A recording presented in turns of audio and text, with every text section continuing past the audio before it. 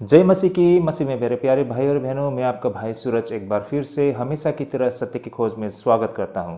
तो चलिए हम शुरू करते हैं हमारे आज के अध्ययन भाई और बहनों।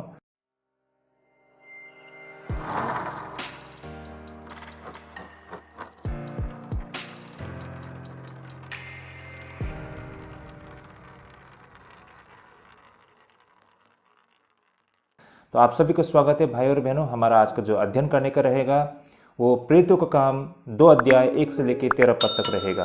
काफ़ी विवादित ये विषय हैं भाई और बहनों, ये अध्ययन। और कह सकते हैं कि मसीह जगत अन्य भाषा को लेकर विशेष करके 2 भागों में विभाजित है। तो इसी विषय को आज हम अध्ययन करने जा रहे हैं भाई और बहनों। तो हमारा जो विषय रहेगा अन्य भाषा की भिन्न भिन्न परिभाषा संत लूका और संत पौलुस के संदर्भ में।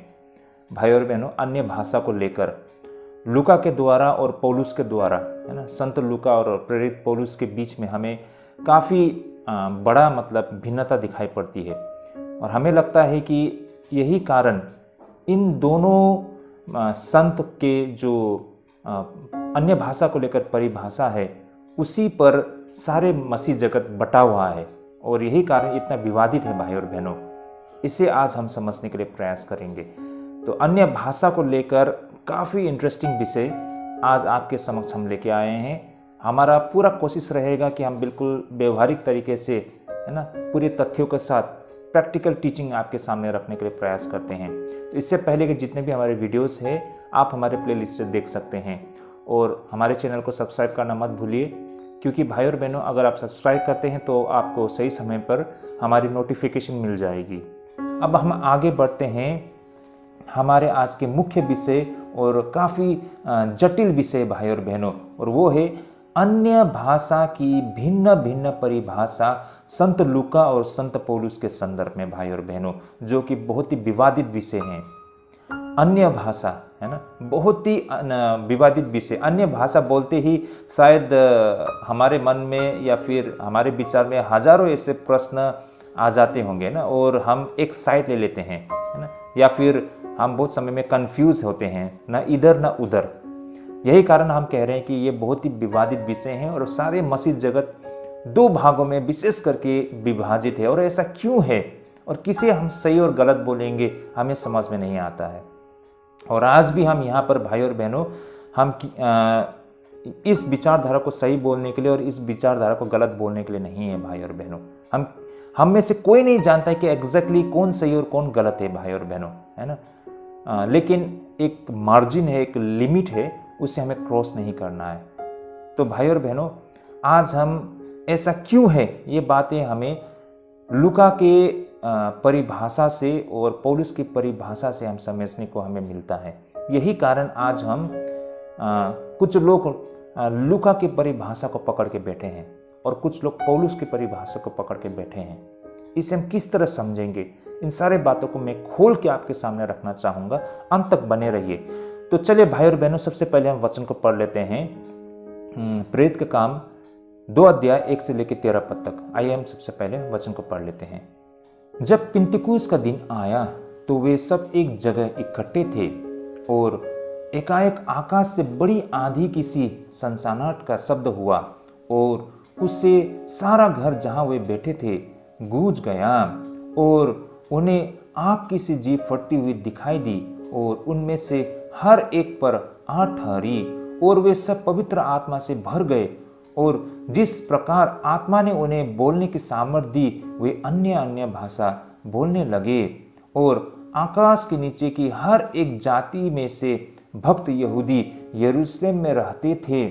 जब वह शब्द हुआ तो भीड़ लग गई और लोग घबरा गए, क्योंकि हर एक को यही सुनाई देता था कि ये मेरी भाषा में बोल रहे हैं। और वे सब चकित और अचंभित होकर कहने लगे, देखो ये तो बोल रहे हैं, क्या सब गलीली नहीं? तो फिर क्यों हम में से हर एक अपनी अपनी जन्मभूमि की भाषा सुनता है? हम जो पार्थी और मेदी और एलामी लोग और मेसोपोटामिया और यहूदिया और कम्फुदिया और पुंतुस और आसिया और कुर्फिया और पंफुलिया और मिस्र और लिबुआ देश जो कुरिन के आसपास है, इन सब देशों के रहने वाले और रोमी प्रवासी, क्या यहूदी मत धारण करने वाले, क्रेती और अरबी भी है, परंतु अपनी अपनी भाषा में उनसे परमेश्वर के बड़े बड़े कामों की चर्चा सुनते हैं। और वे सब चकित हुए और घबराकर एक दूसरे से कहने लगे कि यह क्या हुआ चाहता है। परंतु औरों ने ठट्ठा करके कहा कि वे तो नई मदिरा के नशे में हैं। ओके, प्रभु को धन्यवाद हो इस प्रकाशन के लिए। तो भाई और बहनों, वेरी इंटरेस्टिंग और काफ़ी विवादित विषय है भाई और बहनों, और इन वचनों को हमने आधार बना के अन्य भाषा का परिभाषा हम निकालते हैं। याद रखिए, ये प्रेरित काम को लूका द्वारा लिखा गया है। यही कारण हम बार बार बोलते हैं कि लूका की परिभाषा, अन्य भाषा को लेकर लूका की परिभाषा, इसे हम समझने जा रहे हैं भाई और बहनों। तो जैसे कि यहाँ पर लूका ने लिखा है यहाँ पर कि क्या होता है, जब पेंतिकुस्त के दिन आया तो वे एक जगह इकट्ठे थे। याद रखिए, ये जो बातें लूका कह रहे हैं वो स्वयं वहाँ पर नहीं थे। इनफैक्ट वो तो 12 शिष्यों में से एक भी नहीं था, वो वहाँ थे ही नहीं। और जो बातें लूका यहाँ बता रहे हैं वो स्वयं उस वक्त वहाँ पर नहीं थे। चलिए, इस बात को हमें हमारे मन में रखना है। आइए इसे हम आगे कंटिन्यू पढ़ते हैं। जैसे हम वो लिखते हैं, फिर से मैं एक बार कहना चाहूँगा कि जब पेंतिकुस्त का दिन आया तो वे सब एक जगह इकट्ठे थे, वो कहते हैं, और एकाएक आकाश से बड़ी आंधी की सी सनसनाहट का शब्द हुआ और उससे सारा घर जहां वे बैठे थे गूंज गया, ऐसा कहा गया है। मतलब ऐसा लगता है कि अचानक एकाएक बोला गया है ना, आकाश से बड़ी आंधी की सी सनसनाहट का शब्द हुआ, मतलब कुछ तूफान की तरह आ गया है ना, और उससे सारा घर जहां वे बैठे थे गूंज गया। और उन्हें आग की सी जीभ फटती हुई दिखाई दी और उनमें से हर एक पर आग ठहरी।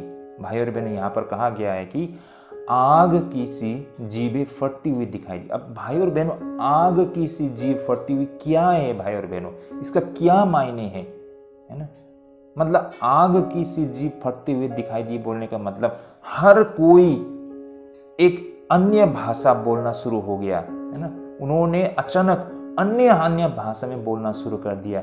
इस बात को कहने का मतलब था, या फिर इसका दूसरा कुछ मायने हैं, एग्जैक्टली हम नहीं जानते हैं, है ना। यहां पर क्या हुआ था हम बिल्कुल नहीं जानते। इस वचन का आधार बना के हम जो कुछ भी इमेजिन कर रहे हैं, इनफैक्ट इसको लिखने वाले लूका भी वहां पर नहीं था, स्वयं खुद ने नहीं देखा इस घटना को होते हुए।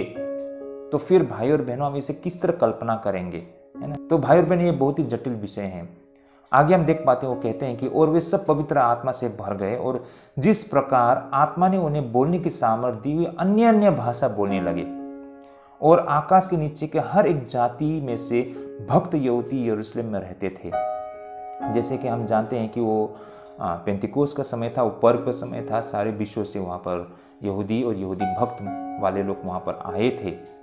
तो आगे क्या लिखते हैं, जैसा यहाँ बताया गया है, जब वह शब्द हुआ तो भीड़ लग गई और लोग घबरा गए, क्योंकि हर एक को यही सुनाई देता था कि ये मेरी भाषा में बोल रहे हैं। तो लूका ये कह रहे हैं, लेकिन इस पर हमारा अपनी ही एक्सप्लेनेशन है, इसे भी हम बाद में रखेंगे। लेकिन लूका जो यहाँ बता रहे हैं कि वो सारे चेले पवित्र आत्मा से परिपूर्ण होकर अन्य भाषा में बोलना शुरू कर दिया, यानी कि मनुष्य की भाषा में ना, अलग अलग भाषा। जैसे कि उदाहरण के लिए, जैसे कि वो मराठी में बोल रहे हैं, कन्नड़ में बोल रहे हैं, बंगाली में बोल रहे हैं, हिंदी में बोल रहे हैं, मैथिली में बोल रहे हैं, गुजराती में बोल रहे हैं। उसी तरह वो लोग भी वहाँ के जो अन्य भाषा थे उस भाषा में बोल रहे हैं। लोगों को वो अपनी अपनी भाषा में, अपनी अपनी मातृभाषा में वो लोग, चेले लोग क्या बता रहे हैं वो उनको सुनाई दे रहा था भाई और बहनों। इस तरह से हम इन बातों को लेते हैं भाई और बहनों, है ना। और बहुतों के लिए अन्य भाषा का मतलब ही यही है, इसी को हम आधार भी बनाते हैं बहुत समय पर। आगे हम देखते हैं, और वे सब चकित और अचंभित होकर कहने लगे, देखो ये जो बोल रहे हैं क्या सब गलीली नहीं। क्योंकि भाई और बहनों, वो अचंभित इसलिए होते हैं कि ये सारे लोग तो गलीली है, तो फिर कैसे ये हमारी और आपकी भाषा में, यानी कि अलग अलग भाषा में कैसे बोल पा रहे हैं, जबकि ये लोग तो सारे गलीली है ना। इनको तो इतनी सारी भाषा नहीं आना चाहिए था ना, लेकिन कैसे ये लोग बोल पा रहे हैं, ये उनका कहना था। तो फिर क्यों हम में से हर एक अपनी अपनी अपनी जन्मभूमि की भाषा सुनते हैं, जैसे मैंने कहा वो लोग ये कह रहे हैं। आगे हम देख पाते हैं, हम जो पार्थी और मेदी और एलामी लोग और मिसोपोटामिया और यहूदा और कम्फुकिया और पुंतुस और आसिया यानी कि अलग अलग स्थान से आए हुए लोग, सारे लोग है ना, अपनी अपनी भाषा में उनसे परमेश्वर के बड़े बड़े कामों की चर्चा सुन रहे थे, है ना। और वे सब चकित हुए और घबरा कर एक दूसरे से कहने लगे कि ये क्या हो रहा है ना। और कुछ लोग इसको ठट्टा उड़ा रहे हैं। ये स्वाभाविक है भाई और बहनों, है ना, क्योंकि ये परमेश्वर के नए कार्य के विषय में वे लोग बता रहे थे, तो लोगों को तुरंत समझ में नहीं आएगी। तो यही कारण ऐसा लग रहा था कि ये लोग बड़बड़ा रहे हैं, और यही कारण वो लोग बोल रहे हैं ठट्टा करके कि वे नई मदिरा के नशे में हैं, है ना, मतलब नशे किए हुए हैं इसलिए बड़बड़ा रहे हैं। ऐसा लोगों ने मजाक भी वहाँ पर किया था। तो भाई और बहनों, ये एक लूका का संदर्भ है अन्य भाषा को लेकर, है ना, और इस तरह से हमें से ज़्यादातर लोग समझते हैं। और दूसरे तरीके के हम सब जानते हैं वो क्या है ना। भाई और बहनों, आज हम इसे बहुत ही बुरी तरह से हम इस चीज़ को अनुभव कर पाते हैं कि ये दोनों परिभाषा का जो समर्थक है वे एक दूसरे के ऊपर लालछन लगाते हैं, एक दूसरे को झूठा साबित करने के लिए वो कोशिश करते हैं और लड़ते झगड़ते हुए हमको दिखाई पड़ते हैं। ये बड़ी दुख की बात है भाई और बहनों। लेकिन आज हमें यहाँ पर कुछ बातों को समझना होगा। ऐसा क्यों है, आज मसीह जगत क्यों बटा हुआ है, इस बात को लेकर, अन्य भाषा को लेकर, इस पर हम विस्तार से चर्चा करेंगे। आइए मेरे साथ बने रहिए। तो भाई और बहनों, यहाँ पर हम बिल्कुल शुरुआत से शुरू करते हैं। जैसे कि जब पेंतिकुस्त का दिन आया तो वे सब एक जगह इकट्ठे थे, जैसा कि एक पद में कहा गया है ना। आइए मैं फिर से पढ़ता हूँ। जब पेंतिकुस्त का दिन आया तो वे सब एक जगह इकट्ठे थे, जैसा यहाँ एक पद में कहा गया, 2 अध्याय के 1 पद। तो भाई और बहनों, यहूदियों के 3 बड़े पर्व होते हैं, जिनमें यरूशलेम से 20 मील के भीतर रहने वाले हर यहूदियों को फसह, पेंतिकुस्त और झोपड़ियों का पर्व उन्हें मानना कानूनी तौर पर बाध्य था। भाई और बहनों, है ना, ये बाउंड थे वे लोग। ये तीनों पर्व को जो यहूदियों का पर्व होते हैं ना, जैसे कि भाई और बहनों, उदाहरण के लिए हम इस तरह भी समझ सकते हैं, हम ईसाई लोगों के लिए हमारा जो पर्व होता है, जैसे कि पाम संडे, है ना, गुड फ्राइडे, ईस्टर, क्रिसमस, ये 4 जो हम बोल सकते हैं जो दिन होता है, ये हमारे लिए बहुत ही महत्वपूर्ण दिन होता है ना। इसे हम आज के समय में एक पर्व की तरह लेते हैं। ऐसा हो गया है भाई और बहनों। तो उसी तरह यहूदी लोगों के लिए भी ये 3 पर्व बहुत ही महत्वपूर्ण था। जैसे कि यहाँ मैंने बताया है, फसह का पर्व, पेंतिकोस्त और फिर आपके झोपड़ियों का पर्व, ये 3 पर्व बहुत ही उन लोगों के लिए महत्वपूर्ण होती है भाई और बहनों। तो यहाँ पर इस पर्व को पालन करने के लिए यरूशलेम के जो 20 मील की दूरी में जितने भी लोग बसे होते हैं, जो विशेष करके वयस्क लोग, मैच्योर लोग, है ना, उनको ये पर्व पालन करने के लिए यरूशलेम में आना ही होता है। ये बाध्य है ना, उनके लिए कानून है भाई और बहनों। तो ऐसा वहाँ पर माहौल था। लेकिन ऐसा नहीं है कि सिर्फ वो 20 मील के दायरे से लोग आया करते थे, बल्कि दुनिया भर से लोग उस पर्व को पालन करने के लिए लोग आया करते थे। जो यहूदी और यहूदी मत धारण करने वाले, जो अलग अलग देशों में भी बसे हुए है ना, वे लोग भी वहाँ पर आया करते थे। तो ये था इस बैकग्राउंड, इस फेस्टिवल के विषय में बैकग्राउंड में। कुछ और भी इन विषय में पहले बताना चाहूँगा, क्योंकि आज मौका मिला है तो इन बातों को हम समझने के लिए प्रयास करते हैं। तो भाई और बहनों, पेंतिकोस्त का ये जो अर्थ, ये जो पेंतिकोस्त का पर्व है, इसका मतलब है 50वां, यानी पेंतिकोस्त का मतलब है 50वां दिन बोल सकते हैं ना। तो उसी तरह पेंतिकोस्त का दूसरा नाम सप्ताहों का पर्व भी कहा जाता है। यह इसलिए कहा जाता था क्योंकि यह फसह के पर्व के बाद 50वें दिन पर पड़ता है। तो भाई और बहनों, फसह का पर्व अप्रैल के मध्य में पड़ता है। यही कारण जून की शुरुआत में हमें पेंतिकोस्त के दिन मिलती है। ऐसा माना जाता है कि उस मौसम में यात्रा करना काफ़ी अच्छा होता है। इसलिए जितने यात्री फसह के पर्व में आए होते हैं, उतना ही पेंतिकोस्त के पर्व में भी लोग आए होते हैं। यह इस अध्याय में उल्लेखित देशों की सूची से हमें बेहतरीन जानकारी मिलती है। तो भाई और बहनों, यहाँ से हम अनुमान लगा सकते हैं ना, यहाँ पर इतने सारे स्थान या फिर अलग अलग देश के नाम बताए गए हैं जहाँ से यहूदी और यहूदी मत धारण करने वाले लोग आए थे। ऐसा क्यों है भाई और बहनों? ऐसा इसलिए होता था कि पेंतिकोस्त का समय मौसम बहुत ही सुहावना होती थी, है ना। शायद बारिश नहीं होती थी, इतनी गर्मी नहीं होती थी, इतनी ठंडी भी नहीं होती थी या होते हैं तो बहुत ही सुहाना मौसम होने के वजह से सफ़र करना आसान होती थी उस ज़माने में।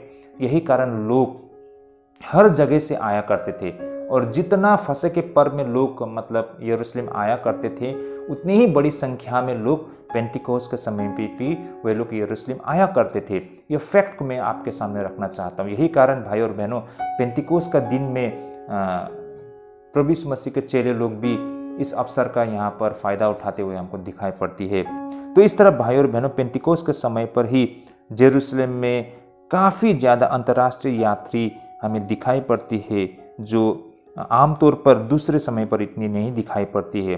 भाई और बहनों अब आगे हम पर्व के दो मुख्य महत्वों को समझने का प्रयास करते हैं ना।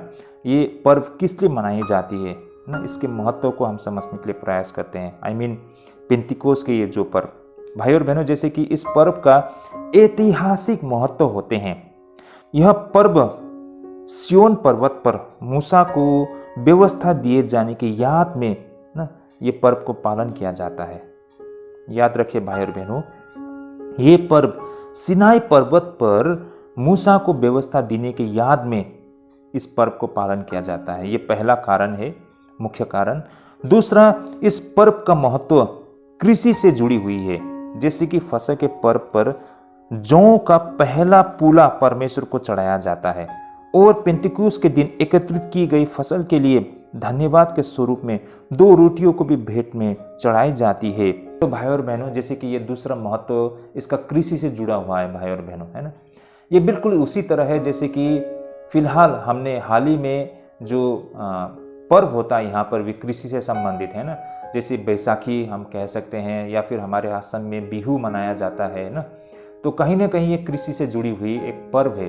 तो उसी प्रकार वहाँ पर भी ये पेंटिकोस का समय ये कृषि से जुड़ी हुई एक पर्व होती थी, जहाँ पर परमेश्वर को धन्यवाद देने का ये एक अवसर होता था भाई और बहनों। और साथ ही भाई और बहनों, हमें यह भी याद रखनी पड़ती है कि व्यवस्था में यह निर्धारित किया गया था कि उस दिन कोई भी परोक्ष कार्य नहीं किया जाना चाहिए। यही कारण ये सभी के लिए एक छुट्टी का समय होता था और सड़कों पर भीड़ पहले से काफ़ी अधिक हमें दिखाई पड़ती थी। तो यही कारण भाई और बहनों, पेंटिकोस के दिन में भी जब प्रभु यीशु मसीह के चेले पवित्र आत्मा से भरिपूर्ण होकर वे बाहर निकलकर सड़कों पे जब उन्होंने सुसमाचार का प्रचार किया तो लोग वहाँ पर वो भीड़ इकट्ठी हो गई।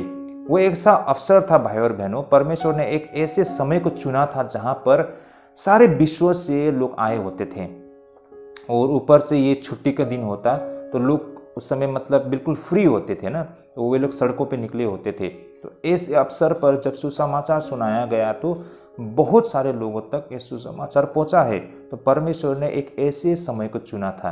तो भाई और बहन, ये काफ़ी इंटरेस्टिंग बातें हैं। तो भाई और बहन, आगे हम पवित्र आत्मा के उतरने के विषय पर चर्चा करेंगे। जैसे कि पेंटिकोस के दिन क्या हुआ था, हम वास्तव में यह नहीं जानते हैं सिवाय इसके कि शिष्यों को पवित्र आत्मा की शक्ति का अनुभव हुआ जो उनके प्राण को भरिपूर्ण कर दिया गया था, जैसे कि उन्हें पहले कभी भी इनका अनुभव नहीं हुआ था। लेकिन हमें यह भी याद रखनी चाहिए कि प्रेरितों के काम के इस भाग को लूका एक चश्मदीद गवाह नहीं था, जैसे मैंने पहले भी कहा है भाई और बहनों, बिल्कुल शुरुआत में, है ना। वास्तव में उस दिन पेंटिकोस के दिन पर उस कमरे में उन 12 शिष्यों के साथ क्या कुछ हुआ था एग्जैक्टली इसका हमारे पास कोई जानकारी नहीं है। बहुत सारे एक्सप्लेनेशन है, बहुत बातें कहते हैं, लेकिन एग्जैक्टली हम सच्चाई क्या है हम नहीं जानते हैं। हमारे पास जो कुछ भी दस्तावेज है ये प्रेरित के काम जो यहाँ पर लिखा है लूका द्वारा, यही है हमारे पास भाई और बहनों। इसी को ही हम आधार बना के हम अध्ययन करते हैं। तो भाई और बहनों, इसके अलावा हमारे पास कोई भी दूसरा दस्तावेज नहीं है स्पष्ट रूप से। और सबसे यहाँ पर इंटरेस्टिंग बात ये है कि जो ये बातें अकेले इस जानकारी को देते हैं वो खुद भी वहाँ पर नहीं थे। यानी कि लूका स्वयं भी, जिन्होंने ये जानकारी दी है, जिन्होंने प्रेरित के काम में 2 अध्याय में ये बातें लिखी है, वो स्वयं वहाँ पर नहीं थे। तो भाई और बहनों, ये विषय बहुत ही जटिल बनना यहाँ पर हो जाता है और काफ़ी इंटरेस्टिंग भी बन जाती है भाई और बहनों ना, कि यहाँ इसे हम कहाँ तक किस तरह लेंगे भाई और बहनों।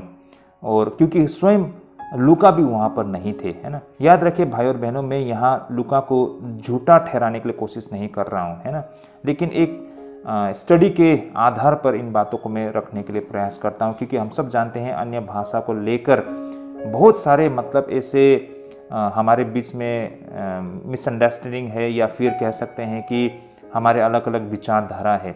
इसे ही मात्र समझने के उद्देश्य से मैं ये सारे बातें आप सबके सामने रख रहा हूँ। तो भाई और बहनों, इसी बात को आधार बनाते हुए हम यहाँ पर देख पाते हैं कि लूका इन सारे घटना को इस तरह से कहते हैं कि जैसे शिष्य को अचानक विदेशी भाषाओं में बोलने का दान मिल गया हो, जैसे कि 2 से लेकर 4 पद में कहा गया है। आइए भाई और बहनों, जब इसे हम पढ़ते हैं तो हमें ये बातें बिल्कुल स्पष्ट होती है।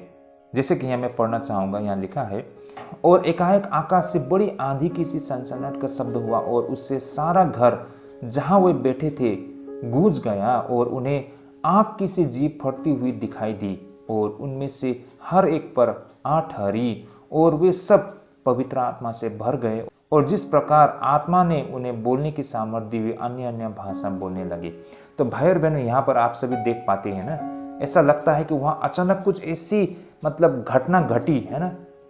बोला गया है कि उथल पुथल हो गया, है ना, आंधी की सी सनसनाहट का शब्द हुआ, ऐसा माना जाता है। मतलब कुछ अचानक ऐसा घटना हो गया ना, जिसने सारा चीज उथल पुथल कर दिया। और कहा गया है कि आग की सी जीभ फटते हुए दिखाई देती है, उनमें से हर एक पर 8 हरी, और वे सब पवित्र आत्मा से भर गए, और जिस प्रकार आत्मा ने उन्हें बोलने की सामर्थ्य दी, वे अन्य अन्य भाषा बोलने लगे। मतलब कहने का तात्पर्य, हमें ऐसा लगता है जो लूका बता रहे हैं कि तुरंत अचानक ऐसा घटना हुआ और अचानक लोग अलग अलग अन्य अन्य भाषा में बोलना शुरू कर दिया। किसी ने गुजराती में बोलना शुरू कर दिया, किसी ने मराठी में, किसी ने कन्नड़ में, किसी ने बंगाली में। मतलब हर कोई एक अलग अलग भाषा में बोलना उसी समय से तुरंत शुरू हो गया। ऐसा लगता है भाई और बहनों, जिस तरह लूका यहाँ पर बता रहे हैं। भाई और बहनों, यहाँ पर ऐसे 2 संभावना है। पहला तो प्रारंभिक कलीसिया में हम ऐसे घटनाओं को होते हुए निरंतर हमें दिखाई पड़ती है, जिससे अन्य भाषा बोलना कहा जाता है। आइए मैं इनको वचन के माध्यम से आपके सामने रखना चाहूँगा। सबसे पहले प्रेरित के काम 10 अध्याय 45 और 46 पद, फिर 19 से 6, ये 2 स्थान से हम पढ़ना चाहेंगे। आइए पहले हम प्रेरित के काम 10 अध्याय 45 और 46 पद पढ़ते हैं। जैसा यहाँ लिखा है, और जितने खतना किए हुए विश्वासी पतरस के साथ आए थे, वे सब चकित हुए कि अन्य जातियों पर भी पवित्र आत्मा का दान उड़ेला गया है, क्योंकि उन्होंने उन्हें भांति भांति की भाषा बोलते और परमेश्वर की बड़ाई करते हुए सुना। ये कहा गया है प्रेरित काम 10 का 46 में। आगे हम देखते हैं 19 का 6 में, और जब पौलुस ने उन पर हाथ रखे तो उन पर पवित्र आत्मा उतरा, और वे भिन्न भिन्न भाषा बोलने और भविष्यवाणी करने लगे। तो भाई और बहनों, ये 2 स्थान से हम देख पाते हैं ना। पहला तो 10 का 46 में कहा गया है कि जैसे कि भांति भांति की भाषा और या फिर भिन्न भिन्न भाषा। तो भाई और बहनों, बात एक ही है कि वे लोग एक अलग अलग प्रकार के भाषा को बोल रहे थे ना। एक इंसानी भाषा, कोई कन्नड़ बोल रहे थे, तो बंगाली बोल रहे थे, कोई मद्रासी बोल रहे थे, मतलब अलग अलग भाषा बोल रहे थे ना, भिन्न भिन्न की भाषा। तो ये सारे प्रारंभिक कलीसिया में उस वक्त बहुत ही सक्रिय था, ऐसा लूका प्रेरित के काम में बता रहे हैं। भाई और बहनों, इस बात को याद रखिए। लेकिन भाई और बहनों, ये लूका का संदर्भ था, याद रखिए, ये लूका का संदर्भ था जो प्रेरित के काम में उन्होंने बताए हैं। लेकिन इस विषय पर हम अगर 1 कोरिन्थ 14 अध्याय में देखते हैं तो यहाँ पर विस्तार से पौलुस अन्य भाषा को लेकर बहुत ही व्यवहारिक बातें बताते हुए हमको दिखाई पड़ती है, जो कि बिल्कुल एक अलग ही अनुभव है ना, ये अलग ही एक्सपीरियंस वो बता रहे हैं, जो लूका से बिल्कुल अलग है। भाई और बहनों, लूका के तहत अन्य भाषा कहने का मतलब इंसानी भाषा, जो अलग अलग भाषा होते हैं उस भाषा में बोलना होता है, ताकि ज़्यादा से ज़्यादा लोगों तक सुसमाचार को पहुंचा सके ना, अलग अलग भाषा के द्वारा। क्योंकि भाषा एक रुकावट बन रही थी सुसमाचार को लोगों तक पहुंचाने में। यही कारण परमेश्वर ने ऐसी सामर्थ्य दी लोगों को, ताकि वे अन्य अन्य भाषा, हर इंसानी भाषा को बोल सके और सुसमाचार को लोगों तक पहुंचा सके। तो यही कारण अन्य भाषा दी गई थी, ऐसा लगता है। और यही परिभाषा को प्रेरित काम से लोग आमतौर पर लेते हैं, है ना। लोगों का यही मानना है, लोगों का मानना ये था कि भी अन्य भाषा का जो मकसद था वो लोगों तक सुसमाचार पहुंचाना है ना, अन्य अन्य भाषा के जरिए ना। भाषा एक बाधा नहीं बनना चाहिए, बैरियर बनना नहीं चाहिए सुसमाचार को फैलाने के लिए। तो ये लूका का परिभाषा है। लेकिन भाई और बहनों, पहला कोरिन्थ अगर हम देखते हैं तो पौलुस का परिभाषा कुछ और ही बातें हमको बताते हुए हमको दिखाई पड़ती है। आइए इसे अब हम पहला कोरिन्थ 14 अध्याय से हम अध्ययन करते हैं। तो मेरे साथ बने रहिए भाई और बहनों, काफ़ी रोचक विषय हैं। तो पहले हम पहला कोरिन्थी 14 का 1 से लेके हम 6 पद तक पढ़ेंगे। हम कंटिन्यू पढ़ते जाएंगे भाई और बहनों, क्योंकि ये पूरा अध्याय ही हमको अन्य भाषा से संबंधित है ना। तो आइए हम इसे पढ़ना शुरू करते हैं। जैसा ये लिखा है, प्रेम का अनुसरण करो और आत्मिक वरदानों को भी धुन में रहो, विशेष करके यह कि भविष्यवाणी करो, क्योंकि जो अन्य भाषा में बातें करता है वह मनुष्य से नहीं परंतु परमेश्वर से बातें करता है, इसलिए कि उसकी कोई नहीं समझता, क्योंकि वह भेद की बातें आत्मा में होकर बोलता है।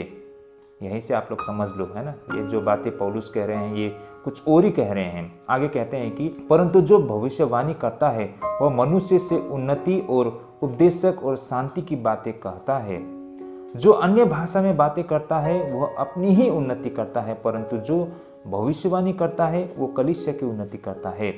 मैं चाहता हूं कि तुम सब अन्य भाषाओं में बातें करो, परंतु अधिकतर यह चाहता हूं कि भविष्यवाणी करो, क्योंकि यदि अन्य भाषा बोलने वाला कलीसिया की उन्नति के लिए अनुवाद न करे तो भविष्यवाणी करने वाला उससे बढ़कर है। इसलिए हे भाइयों, यदि मैं तुम्हारे पास आकर अन्य अन्य भाषा में बातें करूं और प्रकाश या ज्ञान या भविष्यवाणी या उपदेश की बातें तुमसे न करूं तो मुझसे तुझे क्या लाभ होगा। तो भाई और बहनों, पहले इन बातों को हम समझने का प्रयास करते हैं। देखिए, ये बिल्कुल अलग संदर्भ लगता है ना, जो लूका प्रेरित काम में बता रहे हैं अन्य भाषा को लेकर, और जो यहाँ पर प्रेरित पौलुस बता रहे हैं अन्य भाषा को लेकर, ये बिल्कुल विपरीत लगता है। अब ये दो विचारधाराओं में मसीह जगत बटा हुआ हमको दिखाई पड़ता है ना। कुछ लोग लूका के संदर्भ को ले रहे हैं तो कुछ लोग पौलुस के संदर्भ को ले रहे हैं। इसे हम किस तरह लेंगे? अब हम पौलुस के संदर्भ को समझने का प्रयास करते हैं। यहाँ पर भाई और बहनों, इस अध्याय को समझना बहुत ही मुश्किल है, सबसे बड़ी बात, क्योंकि यह एक ऐसी घटना से संबंधित है जो हम में से अधिकांश के लिए हमारे अनुभव से बाहर है। ऐसा हम क्यों कह रहे हैं भाई और बहनों? देखिए भाई और बहनों, यहाँ पर जो बातें पौलुस अन्य भाषा को लेकर कह रहे हैं ना, देखा जाए तो उस समय जो अन्य भाषा बोली जाती थी, शायद आज के समय में ये हमें बहुत ही कम दिखाई पड़ती है, बहुत ही कम दिखाई पड़ती है। यही कारण भाई और बहनों, ये बातें हम सब के लिए समझना बहुत ही मुश्किल होती है, क्योंकि जो अन्य भाषा का नाम में आज जो बोली जाती है, वास्तव में ज़्यादातर ये एक फेक है, एक झूठा है ना। ये एक नकल है, ये सच्चाई नहीं है भाई और बहनों। यही कारण एक्चुअल में आज हम लोग अन्य भाषा को अनुभव, एक्सपीरियंस या देख नहीं पा रहे हैं। मुझे याद है, मैं बहुत छोटा था तो हमारे कलीसिया में एक दीदी थी, वो अन्य भाषा बोलती थी, और वो जो अन्य भाषा बोलती थी उनका आचरण बिल्कुल अलग था। वो बिल्कुल शांत रहती थी, बहुत ही हम्बल और बहुत ही अच्छी तरीके से वचन को लोगों तक समझा पाने में बहुत ही डेडिकेटेड थी वो दीदी। और वो अन्य भाषा बोलती थी, और वो जो अन्य भाषा बोलती थी उनका अनुवाद करने वाली भी और एक दीदी थी जो कि उनकी खुद की रिलेटिव थी, है ना। मोस्ट प्रोबेबली उनकी कजन सिस्टर थी वो, है ना। तो वो दो बहन एक अन्य भाषा में बोलती थी, दूसरा उसका अनुवाद किया करती थी। ये मैंने बचपन में देखा था भाई और बहनों, और लोग उनका बहुत सम्मान किया करते थे। लेकिन उसके बाद आज तक मैंने उस तरह से अन्य भाषा बोलते हुए हमको नहीं दिखाई दिया है। जो आज अन्य भाषा बोलते हैं वो कुछ और ही है भाई और बहनों, आप लोग समझ गए होंगे, है ना। तो यही कारण भाई और बहनों, जो अन्य भाषा यहाँ पौलुस बोल रहे हैं आज के समय में बहुत कम दिखाई देता है। यही कारण हमें उसकी समझ बहुत ही कम है। मैं ऐसा नहीं बोल रहा हूँ कि आज अन्य भाषा नहीं बोल रहे हैं, लेकिन बहुत ही कम भाई और बहनों। इसलिए ज़्यादातर लोग इसके जो नकली है, इसके जो फेक है ना, जो फेक अन्य भाषा होता है, जो झूठा अन्य भाषा बोलता है, जो कॉपी कैट होता है, जो नकल करने वाला, उस अन्य भाषा को सही मायने में लोग अन्य भाषा समझ बैठे हैं। तो ये बातों को हमें याद रखना पड़ेगा। यही कारण मैं बोल रहा था कि अधिकांश के लिए हमारे अनुभव से ये बाहर है भाई और बहनों। और सबसे बड़ी बात यहाँ पर इस अध्याय में प्रेरित पौलुस 2 आध्यात्मिक दान को यहाँ पर वो रख रहे हैं। आध्यात्मिक दान है ना, वो आध्यात्मिक दान, स्पिरिचुअल गिफ्ट, वो क्या है भाई और बहनों?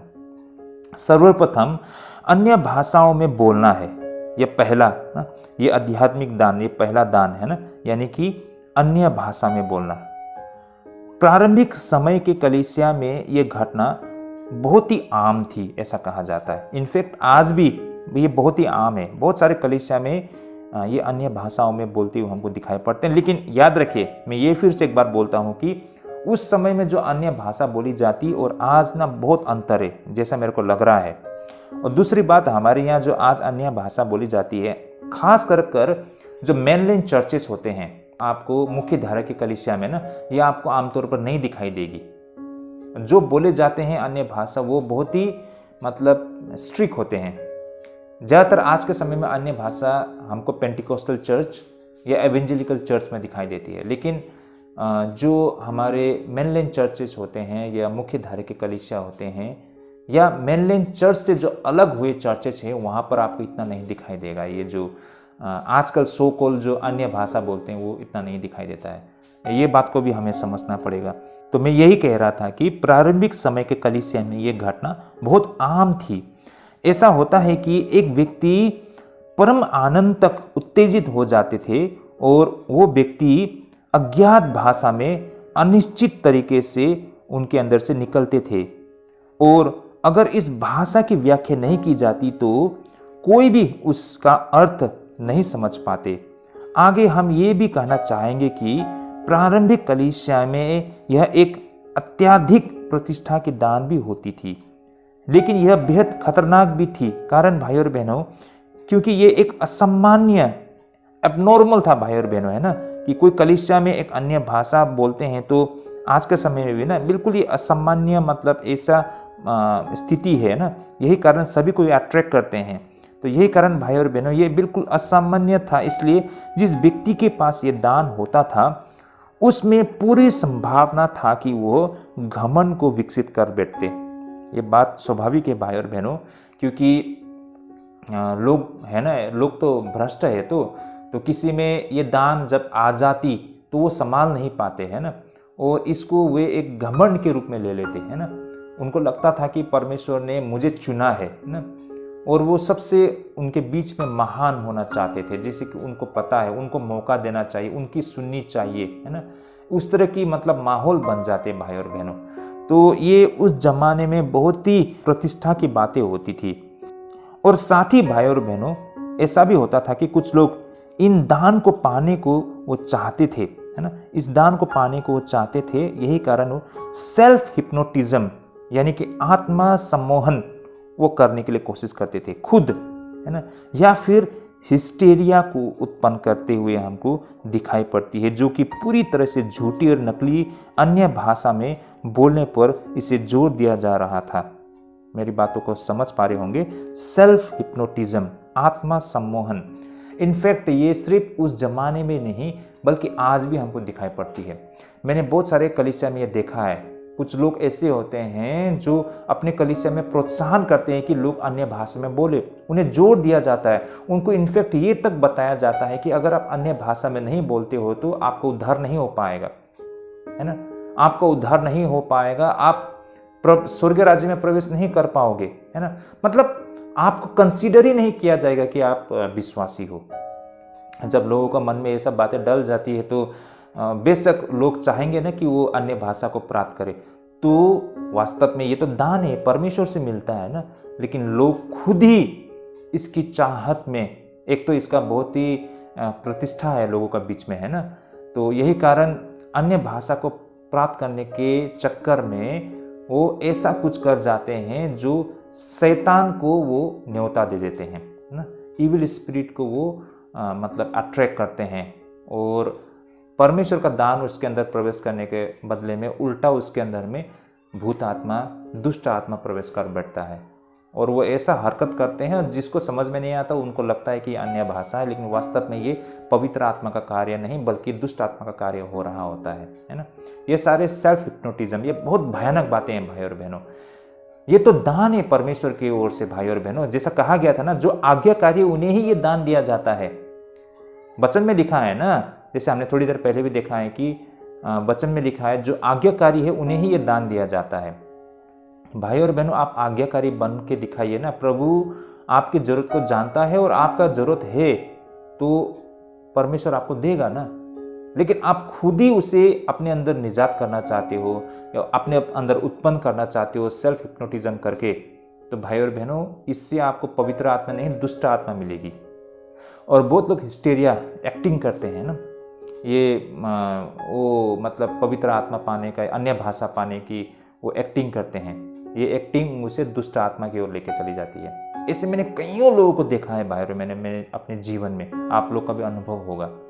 तो ये सारी चीज़ उस समय में चल रहा था, इनफैक्ट आज भी चल रहा है। बहुत सारे लोग चल रहा है। मैं देखा हूँ कलीसिया में एक लोग बड़बड़ाना शुरू करता है तो कोई भी एक अनजान व्यक्ति अगर वहाँ आया तो उनको देखकर वो भी शुरू हो जाता है ना, उस पर भी इसका इफेक्ट हो जाता है, असर हो जाता है। तो ये बहुत ही खतरनाक चीज़ है भाई और बहनों, जो परमेश्वर से नहीं होता है बल्कि ये उसके खुद की कोशिश के वजह से उसने इविल स्पिरिट, दुष्ट आत्मा को उसने जगह दे दिया ना, उसने दुष्ट आत्मा को आकर्षित कर दिया, उसने इविल स्पिरिट को अट्रैक्ट करने के लिए उसने ऐसा काम कर लिया कि पवित्र आत्मा के जगह में उसके अंदर में दुष्ट आत्मा प्रवेश कर जाता है। तो ये बहुत ही भयानक बातें, ऐसा चीज़ उस समय हो रहा था, आज भी ये चीज़ हमको होते हुए दिखाई पड़ती है। अब इसके विपरीत भाई और बहनों, अन्य भाषा में बोलने पर पौलुस भविष्यवाणियों का दान को निर्धारित करते हुए हमको दिखाई पड़ती है ना। यानी कि वो दूसरा आत्मिक दान के विषय में हम यहाँ पर बातें कर रहे हैं ना। यानी कि पौलुस यहाँ पर भविष्यवाणी की ओर मतलब वो जोर दे रहे हैं। इस पूरे खंड में पौलुस अन्य भाषाओं में बोलने के वरदान के खतरों को बता रहे हैं भाई और बहनों, और सत्य को इस तरह से बोलने के वरदान की श्रेष्ठता के बारे में बातें करता है ताकि सभी इसे समझ सके, है ना।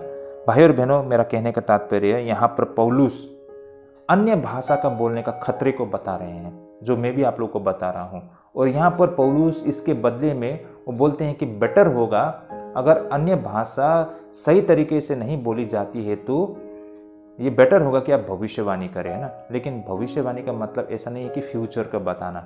यहाँ पर पौलुस का मतलब भविष्यवाणी से ये है कि परमेश्वर की इच्छा को और परमेश्वर के वचन को, परमेश्वर की आज्ञा को लोगों को सामने रखना है ना। ये बात को समझिए भाई और बहनों। यहाँ पर जो बार बार पौलुस भविष्यवाणी बोल रहे हैं ना, भविष्यवाणी का मतलब ये नहीं कि भविष्य के विषय में बताना, जो आमतौर पर प्रोफेट्स लोग बोलते हैं, उस तरह की भविष्यवाणी के विषय में नहीं बोल रहे हैं पौलुस। यहाँ पर पौलुस का बोलने का मतलब है परमेश्वर की इच्छा को, परमेश्वर की आज्ञा को लोगों को सामने रखना। ये बातें पौलुस बोल रहे हैं। इसको फोर टेलिंग ना, यानी कि इसको प्रोफेसी ने बोल के फोर टेलिंग हम बोल सकते हैं इसको। तो ये बात को हमें यहाँ पर समझना पड़ेगा। आइए अब हम प्रेरित पौलुस की विश्लेषण पर विस्तार से विचार करते हैं। जैसे कि 2 पद में वो यह कहते हुए शुरू करते हैं कि जो अन्य भाषा में बातें करता है वह मनुष्य से नहीं परंतु परमेश्वर से बातें करता है, इसलिए उसकी कोई नहीं समझता क्योंकि वह भेद की बातें आत्मा में होकर बोलता है। ऐसा हमको 2 पद में कहते हुए दिखाई पड़ता है। क्योंकि जो अन्य भाषा में बातें करता है, मैं फिर से एक बार पढ़ना चाहूँगा जैसा लिखा है, क्योंकि जो अन्य भाषा में बातें करता है वो मनुष्य से नहीं परंतु परमेश्वर से बातें करता है। देखिए, मनुष्य से नहीं परमेश्वर से बातें करता है, ये पौलुस कह रहे हैं ना। यहाँ पौलुस का संदर्भ बिल्कुल अलग है लूका से। और आगे यहाँ पर कहते हैं कि इसलिए क्योंकि उसकी कोई नहीं समझता क्योंकि वह भेद की बातें आत्मा में होकर बोलता है। अब यहाँ पर अन्य भाषा का परिभाषा बिल्कुल अलग दिखाई दे रहा है जो पौलुस यहाँ पर कह रहे हैं, और काफ़ी हद तक पौलुस की बातें को हम सही भी मान सकते हैं, ऑथेंटिक मान सकते हैं, क्योंकि पौलुस ये सब बातें होते हुए अपनी आंखों से देख रहे थे। वहाँ पर पौलुस मौजूद थे। और लूका जब उन्होंने पवित्र आत्मा को प्राप्त किया था, अन्य भाषा की सामर्थ्य को प्राप्त किया था, उस वक्त लूका उस कमरे के अंदर उन 12 शिष्यों के साथ नहीं था। ये बात को हमें याद रखना होगा। लेकिन जो पौलुस यहाँ पर कह रहे हैं, पौलुस वो स्वयं उस वक्त वहाँ पर थे, इन बातों को कहते वक्त इन सारी चीज़ को वो अनुभव कर रहे थे, वो देख पा रहे थे, यही कारण इन बातों को वो कह रहे थे। तो वो कहते हैं कि अन्य भाषा में बातें करता है वह मनुष्य से नहीं परंतु परमेश्वर से बातें करता है, वो ऐसे कहते हैं भाई और बहनों। तो ये बातों का साथ वो अपनी बातों को शुरू करते हैं। आगे वो 4 पद में कहता है कि यदि कोई व्यक्ति अन्य भाषा के इस दान को प्रयोग करता है तो वो अपनी स्वयं के आध्यात्मिक अनुभव को तो समृद्ध कर सकता है, लेकिन वो निश्चित रूप से मंडली की आत्माओं की उन्नति नहीं कर रहा है, क्योंकि उनके लिए यह समझ से बाहर है। लेकिन अगली और सच को बोलने का दान यानी कि भविष्यवाणी है ना, कुछ ऐसी चीज पैदा करता है जिसे हर कोई कर सकता है और जो हर व्यक्ति की आत्मा को लाभ भी पहुंचाता है। ये बातें हमको 4 पद में हमको दिखाई देता है कहते हुए। आइए मैं इसे पढ़ना चाहूँगा। जो अन्य भाषा में बातें करता है वो अपनी ही उन्नति करता है, परंतु जो भविष्यवाणी करता है वो कलीसिया की उन्नति करता है। देखिए भाई और बहनों, पौलुस का यहाँ पर ये कहने का था भाई और बहनों। इसका मतलब को भी हम समझने का प्रयास करते हैं। तो भाई और बहनों, आगे प्रेरित पौलुस दृष्टांतों और उपमाओं का प्रयोग करते हुए हमको दिखाई पड़ती है, जैसे कि 7 से 11 पद में वो कहते हैं।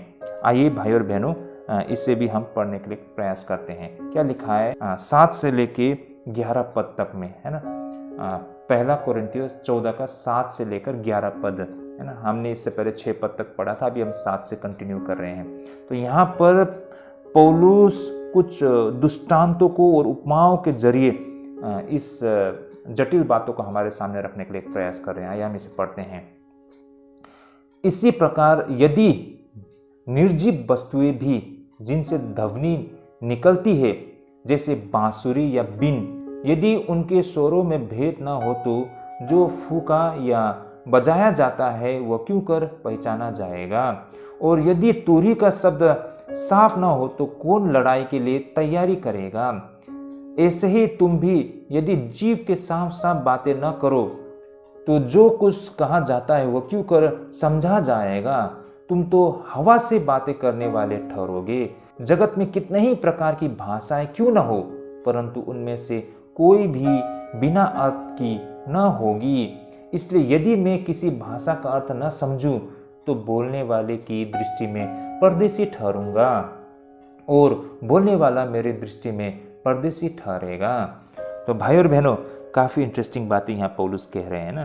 तो यहाँ पर पौलुस कहते हैं कि अगर 2 व्यक्ति एक दूसरे से मिलते हैं जो एक दूसरे की भाषा को नहीं समझते हैं तो दोनों की बोली एक दूसरे को अस्पष्ट लगती है।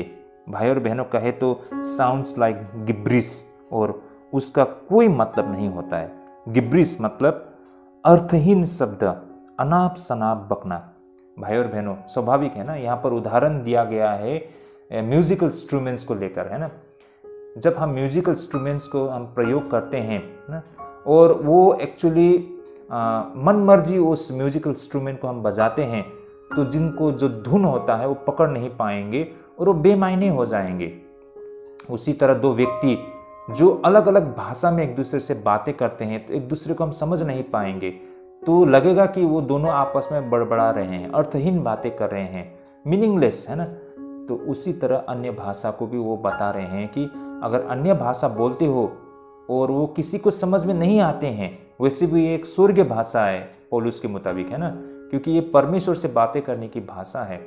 तो ये एक स्वर्गीय भाषा है और इसका अनुबद्ध नहीं किया जाता है, और ऐसे बोलते रहेंगे तो ये 2 व्यक्ति अलग अलग भाषा में जो बातें करते हुए दिखाई पड़ते हैं, जो अर्थहीन होता है, उसी तरह हो जाएगा ये अन्य भाषा भी, है ना, अगर उसका अनुवाद करने वाला ना हो तो ये बातें पौलुस यहाँ पर जोर देकर कह रहे हैं। लेकिन यहाँ पर पौलुस ये बात से इनकार नहीं करता है कि अन्य भाषा का दान मौजूद नहीं है, और ऐसा भी नहीं है कि पौलुस अन्य भाषा को तवज्जो भी नहीं दे रहे हैं, क्योंकि स्वयं पौलुस भी बहुत सारे दानों का उपहार उन्हें मिली थी। भाई और बहनों, इसका प्रमाण मैं 18 पद से रखना चाहूँगा। आइए यहाँ पर 18 पद में क्या लिखा है। मैं अपने परमेश्वर का धन्यवाद करता हूँ कि मैं तुम सबसे अधिक अन्य भाषा में बोलता हूँ। देखिए भाई और बहनों, एक प्रमाण है, स्वयं पौलुस भी अन्य भाषा में बोला करते हैं, है ना। तो यहाँ पर इसका ये कतई मतलब नहीं है कि पौलुस अन्य भाषा को रिकॉग्नाइज नहीं कर रहा है या फिर वह अन्य भाषा को तवज्जो नहीं दे रहे हैं, ऐसा बिल्कुल नहीं है भाई और बहनों। पौलुस अन्य भाषा को उतना ही सम्मान देते हैं, उतना ही महत्व समझते हैं उनका, क्योंकि उन्होंने स्वयं कहा है कि ये स्वर्गीय भाषा है भाई और बहनों ना। ये बहुत ही साधारण बातें नहीं है, सामान्य बातें नहीं है, लेकिन इसका प्रयोग किस तरह करना चाहिए, किस तरह होना चाहिए, इन बातों को वो बता रहे हैं। तो ये बातों को हमें यहाँ पर समझना होगा। अगर इसे आप सही तरीके से प्रयोग में नहीं लाते हैं तो ये अर्थहीन हो जाएगा ना, बेमायने का होगा, इससे किसी को फायदा नहीं पहुंचेगा। ये बातें यहाँ पर पौलुस बता रहे हैं। आइए इसको हम थोड़ा ऊपर से पढ़ते हैं तो यहाँ से हमें समझ में आएगी। जैसे यहाँ लिखा है 12 पद से मैं आगे पढ़ना चाहूँगा। पहला कोरिन्थी 14 अध्याय 12 से लेके 19 पद तक मैं पढ़ना चाहूँगा। आइए मैं पढ़ना शुरू करता हूँ। जैसा यहाँ लिखा है, इसलिए तुम भी जब आत्मिक वरदानों की धुन में हो तो ऐसा प्रयत्न करो कि तुम्हारे वरदानों की उन्नति से कलीसिया की उन्नति हो। इस कारण जो अन्य भाषा बोले तो प्रार्थना करे कि उसका अनुवाद भी कर सके। इसलिए यदि मैं अन्य भाषा में प्रार्थना करूं तो मेरी आत्मा प्रार्थना करती है परंतु मेरी बुद्धि काम नहीं देती। सो क्या करना चाहिए? मैं आत्मा से भी प्रार्थना करूं और बुद्धि से भी प्रार्थना करूं। मैं आत्मा से गाऊंगा और बुद्धि से भी गाऊंगा। नहीं तो यदि तू आत्मा ही से धन्यवाद करेगा तो फिर अज्ञानी तेरे धन्यवाद पर आमीन क्यों कर कहेगा, इसलिए कि वह तो नहीं जानता कि तू क्या कहता है। तो तू भली भांति से धन्यवाद करता है परंतु दूसरे की उन्नति नहीं होती। मैं अपने परमेश्वर का धन्यवाद करता हूँ कि मैं तुम सबसे अधिक अन्य भाषा में बोलता हूँ, परंतु कलीसिया में अन्य भाषा में 10,000 बातें कहने से यह मुझे और भी अच्छा जान पड़ता है कि औरों के सिखाने के लिए बुद्धि से 5 की बातें कहूँ। Yes amen. तो भाई और बहनों, वह जोर देकर कहते हैं कि कोई भी उपहार जो मूल्य का हो उससे पूरी मंडली को लाभ होनी चाहिए, और इसलिए यदि भाषाओं के दान का उपयोग किया जाता है तो यह तब तक बेकार है जब तक कि इसकी व्याख्या न की जाए। चाहे कोई व्यक्ति बोल रहा हो या प्रार्थना कर रहा हो या गा रहा हो, उसे अपनी आत्मा से नहीं बल्कि अपने मन से करना चाहिए। उसे पता होना चाहिए कि क्या हो रहा है और दूसरों को समझ आना चाहिए कि यह बिल्कुल व्यवहारिक बातें हैं भाई और बहनों। सचमुच भाई और बहनों, ये बहुत ही व्यवहारिक बातें हैं। ऐसे कलीसिया में कई दफ़े होते हैं। मान लीजिए आपकी कलीसिया में अलग अलग भाषा बोलने वाले लोग हैं। वहाँ पर गुजराती भी है, मराठी भी है, कन्नड़ के लोग भी है, केरला के लोग हैं, बंगाली है, उड़िया लोग हैं। मान लीजिए अलग अलग भाषा बोलने वाले हैं, लेकिन किसी व्यक्ति ने हिंदी में प्रार्थना करने के बजाय मान लीजिए उसने कन्नड़ में प्रार्थना कर दिया और वो भाषा किसी को समझ में नहीं आ रहा, क्योंकि वहाँ पर कन्नड़ बोलने वाले कोई नहीं है सिवाय उसके। उन्होंने कन्नड़ भाषा में प्रार्थना की और जब उन्होंने आमीन बोला तो आपको थोड़ा तकलीफ होता है उनके साथ आमीन बोलने में, क्योंकि उन्होंने अपने प्रार्थना में क्या कुछ कहा था आपको कुछ समझ में नहीं आया है ना। और जब आपको समझ में नहीं आती है तो यूं ही आमीन बोलने को हमें थोड़ा दिक्कत होता है, क्योंकि हम सब जानते हैं आमीन का मतलब क्या है ना। तो भाई और बहनों, जो चीज़ आपको समझ में नहीं आता उस पर आप कैसे आमीन बोल सकते हैं, है ना। तो देखिए, आमतौर पर जो हम प्रार्थना करते हैं उसमें भी हमें दिक्कत लगता है। अगर वो प्रार्थना हमें समझ में ना आए तो उसमें हमें आमीन बोलना कितना कठिन लगता है। उसी तरह भाई और बहनों, एग्जैक्टली जब अन्य भाषा में कोई प्रार्थना करता है, उन्होंने क्या कुछ कहा उन प्रार्थनाओं में अगर हमें समझ में नहीं आती है तो हमें उसका साथ देना बहुत कठिन होता है भाई और बहनों। यही कारण वहाँ पर अनुवाद करने वाला होना चाहिए। ये बातें पौलुस यहाँ पर कहते हैं ना, अदरवाइज इससे हमारी कोई उन्नति नहीं होगी। और ये बात स्वाभाविक भी है। अगर आप वहाँ पर अन्य भाषा बोलने वाले बहुत सारे लोग हैं, लेकिन भी भाई और बहनों शायद उस खुद का तो उन्नति हो, लेकिन कलीसिया को इसमें कुछ उन्नति नहीं होता है सीधे तौर पर भाई और बहनों। तो यही बात को यहाँ पर पौलुस बोल रहे हैं, बिल्कुल व्यवहारिक है ना। जैसे कि वो 15 और 16 पद में कह रहे हैं ना, मैं फिर से एक बार रिपीट करता हूँ। जैसे यहाँ लिखा है ना, सो क्या करना चाहिए? मैं आत्मा से भी प्रार्थना करूँ और बुद्धि से भी प्रार्थना करूँ। मैं आत्मा से गाऊंगा और बुद्धि से भी गाऊंगा। नहीं तो यदि तू आत्मा ही से धन्यवाद करेगा तो फिर अज्ञानी तेरे धन्यवाद पर आमीन क्यों कर कहेगा, इसलिए कि वह तो नहीं जानता कि तू क्या कहता है। तो भाई और बहनों, होश हवास में रहकर हमें जो भी करना होता है वो करना होता है ना। हवा में हम नहीं कर सकते यूं ही।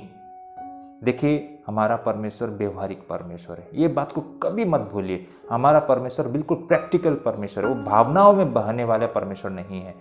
बहुत ही व्यवहारिक प्रैक्टिकल। इतिहास देखिए भाई और बहनों, हमें भी उसी तरह व्यवहारिक होना आवश्यक है ना। इसलिए होश हवास में हमको करना होता है जो भी हमें करना होता है। पौलुस का ये कहने का मतलब है भाई और बहनों। इस तरह यहाँ पर प्रेरित पौलुस इस निष्कर्ष पर पहुंचता है कि एक ईसाई मंडली में कुछ समझदारी वाक्यों को बोलना बेहतर रहेगा, बजाय इसके कि अस्पष्ट ध्वनियों की बात आ जाए, जैसे कि 19 पद में कहते हैं ना, परंतु कलीसिया में अन्य भाषा में 10,000 बातें कहने से ये मुझे और भी अच्छा जान पड़ता है कि औरों को सिखाने के लिए बुद्धि से 5 ही बातें कहूँ, है ना। 100 लोग वहाँ अन्य भाषा में बहुत कुछ बोल गए जिससे किसी का फायदा नहीं होता डायरेक्टली। इससे बेहतर होगा कि आप 5 मिनट वचन से परमेश्वर का संदेश, परमेश्वर की आज्ञा, परमेश्वर की इच्छा को रखते हैं, तो भाई और बहनों उससे हमारी बहुत आत्मिक उन्नति होते हैं। ये बात यहाँ पर पौलुस कह रहे हैं। ये बात बिल्कुल स्वाभाविक है पौलुस का और बिल्कुल व्यवहारिक भी है। आगे हम देख पाते हैं 20 से लेके 25 पद में, पहला कोरिन्थियों 14 अध्याय 20 से 25 हम कंटिन्यू पढ़ रहे हैं भाई और बहनों। याद रखिए, हम पहला कोरिन्थियों 14 अध्याय पूरे अध्याय को हम पढ़ रहे हैं, क्योंकि यहाँ पर पौलुस अन्य भाषा का परिभाषा बता रहे हैं, इसलिए हम देख रहे हैं। तो अब हम 20 पद से लेकर 25 पद तक हम देखते हैं यहाँ पर क्या लिखा है। जैसा कि यहाँ लिखा है, हे भाइयों, तुम समझ में बालक न बनो, तो भी बुराई में तो बालक रहो, परंतु समझ में सियाने बनो। व्यवस्था में लिखा है कि प्रभु कहता है, मैं अन्य भाषा बोलने वालों के द्वारा और पराये मुख के द्वारा इन लोगों से बात करूंगा तो भी वे मेरी न सुनेंगे। इसलिए अन्य भाषाएं विश्वासियों के लिए नहीं परंतु अविश्वासियों के लिए चिन्ह है, और भविष्यवाणी अविश्वासियों के लिए नहीं परंतु विश्वासियों के लिए चिन्ह है। सो यदि कलीसिया एक जगह इकट्ठी हो और सबके सब अन्य भाषा बोले और अनपढ़ या फिर अविश्वासी लोग भीतर आ जाए, तो क्या वे तुम्हें पागल न कहेंगे? परंतु यदि सब भविष्यवाणी करने लगे और कोई अविश्वासी या अनपढ़ मनुष्य भीतर आ जाए, तो सब उसे दोषी ठहरा देंगे और परख लेंगे, और उसके मन के भेद प्रकट हो जाएंगे, और तब वह मुंह के बल गिरकर परमेश्वर का दंडवत करेगा और मान लेगा कि सचमुच परमेश्वर तुम्हारे बीच में है। आमीन। तो भाई और बहनों, बहुत ही इंटरेस्टिंग बातें यहाँ पर हमें दिखाई देती है। जैसे कि यहाँ पर हम देख पाते हैं, सही और गलत तरीके से दान का प्रयोग होना परमेश्वर की आराधना में, है ना। परमेश्वर के आराधना में जो दान परमेश्वर हमें देते हैं उसको सही तरीके से प्रयोग होना, इस विषय में बता रहे हैं। पौलुस अभी भी यहाँ पर अन्य भाषा बोलने के इन प्रश्नों से जूझ रहे हैं। वो कुरिन्थियों से बचकनी न करने की अपील के साथ शुरू करते हैं। अन्य भाषा में बोलने का यह जुनून और जरूरत से ज़्यादा मूल्यांकन वास्तव में एक तरह का बचकाना और डींग मारना है। भाई और बहनों, ये बिल्कुल प्रैक्टिकल बातें हैं भाई और बहनों, है ना। अन्य भाषा, इसे हम यूं ही किसी को शो ऑफ करने के लिए, है ना, दिखावा करने के लिए नहीं होना चाहिए, है ना, डींग मारने के लिए, ना, औरों से अपने आप को उत्तम दिखाने के लिए ये अन्य भाषा बोलना नहीं है भाई और बहनों। ये बिल्कुल बचकाना हरकत होगा, लेकिन ऐसा हमको बहुत समय में दिखाई देता है। ये बिल्कुल प्रैक्टिकल है आज के समय में भी भाई और बहनों। ये ऐसा बचकाना हरकत करके अपने आप को धर्मी और पवित्र दिखाने के लिए कोशिश करता है, जो कि वास्तव में परमेश्वर की ओर से नहीं है भाई और बहनों। तो ये बात को यहाँ पौलुस कह रहे हैं। यहाँ पौलुस का कहना अन्य भाषा कठोर हृदय और अविश्वासी लोगों के लिए थी, और यह विश्वासी लोगों के लिए प्रभावशाली नहीं है ना, ये प्रभावी नहीं होती है भाई और बहनों। विश्वासियों के लिए अन्य भाषा अविश्वासियों के लिए है। जब अविश्वासियों के बीच में अन्य भाषा बोली जाती है तो लोग मान लेते हैं कि वास्तव में ये जो लोग कह रहे हैं परमेश्वर उनके द्वारा बोल रहे हैं, है ना। लोगों को ये जब बात पता चलती है तो वो परमेश्वर में विश्वास कर लेते हैं। तो यही कारण अन्य भाषा अविश्वासियों के लिए है ना। लेकिन जो भविष्यवाणी होता है यानी कि वचन की बातें, वो विश्वासियों के लिए हैं। यही कारण आप सभी को याद होगा ना कि जब चेले लोग पवित्र आत्मा से परिपूर्ण होके जब उन्होंने सड़क में उतर के पेंतिकोस के दिन में जब वचन के द्वारा लोगों को सुसमाचार बताने के लिए प्रयास किया, तो लोगों ने क्या कहा, इन लोगों ने मदिरा पिया है। यही कारण लोग बड़बड़ा रहे हैं, क्योंकि भाई और बहनों, उन लोगों को ये सुसमाचार जो थी, जो पहली बार सुन रहे थे, उन लोगों को समझ में नहीं आ रही थी, बिल्कुल अजीब लग रहा था। यही कारण उन लोगों ने कहा कि ये लोग पागलों की तरफ बक रहे हैं ना, शायद उन लोग ने मदिरा पिया है। इस तरह से वो लोग मजाक उड़ा रहे थे। तो वचन उनको समझ में नहीं आएगी। उनके लिए अन्य भाषा में बोलना उन लोगों के लिए मतलब अट्रैक्ट करेगा उनको ना, मतलब आकर्षित करेगा। तो अन्य भाषा बहुत ही इफेक्टिव होता है अन्य जातियों के लिए, ये पौलुस कह रहे हैं। ये भाई और बहनों उस समय के संदर्भ में कहा गया है, ये भी हमें याद रखनी चाहिए। आगे हम देख पाते हैं 26 से 33 पद में जो बातें लिखी गई, हम कंटिन्यू करेंगे पढ़ने का। जैसे कि यहाँ लिखा है, 1 कोरिन्थियों 14:26 से हम आगे पढ़ते हैं। यहाँ लिखा है, इसलिए हे भाइयों, क्या करना चाहिए, जब तुम इकट्ठे होते हो तो हर एक के हृदय में भजन या उपदेश या अन्य भाषा या प्रकाश या अन्य भाषा का अर्थ बताना रहता है। सब कुछ आत्मिक उन्नति के लिए होना चाहिए। यदि अन्य भाषा में बातें करना ही हो तो 2-2 या बहुत हो तो 3-3 जन बारी बारी से बोले और एक व्यक्ति अनुवाद करे। परंतु यदि अनुवाद करने वाला न हो तो अन्य भाषा बोलने वाला कलीसिया में शांत रहे और अपने मन से और परमेश्वर से बातें करे। भविष्यद्वक्ताओं में से 2 या 3 बोले और शेष लोग उनके वचन को परखे। परंतु यदि दूसरे पर जो बैठा है कुछ ईश्वरीय प्रकाश हो तो पहला चुप हो जाए, क्योंकि तुम सब एक एक करके भविष्यवाणी कर सकते हो, ताकि सब सीखे और सब शांति पाए। और भविष्यद्वक्ताओं की आत्मा भविष्यद्वक्ताओं के वश में है, क्योंकि परमेश्वर गड़बड़ी का नहीं परंतु शांति का करता है, जैसा पवित्र लोगों की सब कलीसिया में है। ओके, आमेन। बहुत ही व्यवहारिक शिक्षा यहाँ पौलुस हम सभी को दे रहे हैं, है ना। यहाँ पौलुस किसी को ऊंचा नीचा नहीं कर रहे हैं, है ना। जो बातें कह रहे हैं वो बिल्कुल व्यवहारिक है। पहली बात हमको यहाँ पर याद रखना पड़ेगा कि प्रारंभिक कलीसिया में डिसिप्लिन सही तरीके से नहीं थे। जिस तरह की आज की कलीसिया एक बिल्कुल डिसिप्लिन हमको दिखाई पड़ती है ना। इनफैक्ट आज भी जो नए नए कलीसिया होते हैं वहाँ पर हमको डिसिप्लिन नहीं दिखाई पड़ती है ना। लोग कभी भी कहीं से बोलना शुरू कर देते हैं, है ना। ऐसा हो जाता है, कोई आ रहा है कोई जा रहा है, बिल्कुल डिसिप्लिन नहीं दिखाई देता है। और उस समय तो सारे के सारे कलीसिया ही ऐसे ही होते थे, क्योंकि वो बिल्कुल शुरुआती दौर था, वहाँ पर कोई डिसिप्लिन या कोई सिस्टम नहीं बना था। तो यही कारण ये स्वाभाविक था कि एक बोलना शुरू कर दिया तो दूसरे को भी ज़रूर बोलना है और तीसरे को भी बोलना है। हर कोई खड़ा होना शुरू कर देता है तो किसकी सुने और किसकी ना सुने, ऐसा माहौल बन जाती होगी। यही कारण पौलुस कहते हैं कि अन्य भाषा भी बोलना हो तो हिसाब से बोलिए, और अनुवादक हो तभी बोलिए, वरना अन्य भाषा बोलने वाले अपने मन मन में परमेश्वर से बातें करें, ये बोल रहे हैं। या फिर भविष्यद्वक्ता, यानी कि परमेश्वर की इच्छा को, परमेश्वर की आज्ञा को जो लोगों के सामने रख रहे हैं उनको भी हर कोई खड़ा नहीं होना है, लेकिन बारी बारी से एक एक करके खड़ा होकर बोलना चाहिए, है ना। वरना मतलब हर चीज़ मिक्सअप हो जाएगा और लटर पटर हो जाएगा और कुछ भी समझ में नहीं आएगी। तो हर किसी को एक डिसिप्लिन, एक ऑर्डर को फॉलो करना है। ये एक डिसिप्लिन पौलुस उस समय के मंडली को बता रहे हैं। ये बिल्कुल व्यवहारिक है भाई और बहनों। इनफैक्ट ये आज के समय में हमारे हर एक कलीसिया के लिए भी ये लागू होती है। तो ये बातें यहाँ पर पौलुस बता रहे हैं, काफ़ी इंटरेस्टिंग बातें हैं। तो पौलुस कुछ बहुत ही व्यवहारिक सलाह के साथ इस खंड के अंत के करीब आते हुए हमको दिखाई पड़ते हैं। वो कहते हैं कि जिस किसी के पास भी यह दान है उसे इसका उपयोग करने का हर मौका मिलना चाहिए, लेकिन वो यह भी कहता है कि कलीसिया के सेवाएं एक प्रकार की प्रतिस्पर्धा नहीं बननी चाहिए ना, कॉम्पिटिटिव डिसऑर्डर ना, कॉम्पिटिटिव डिसऑर्डर यानी कि प्रतिस्पर्धा होता है बहुत सारे लोग, है ना। हमने देखे हैं, शायद आप लोगों ने भी देखा होगा, मैंने जैसा कहा है ना। एक व्यक्ति खड़ा हो गया तो दूसरा को भी होना ही है, उसको भी बोलना ही है ना। और बोलते बोलते इतना दूर चले जाते हैं कि वापस ही नहीं आते हैं।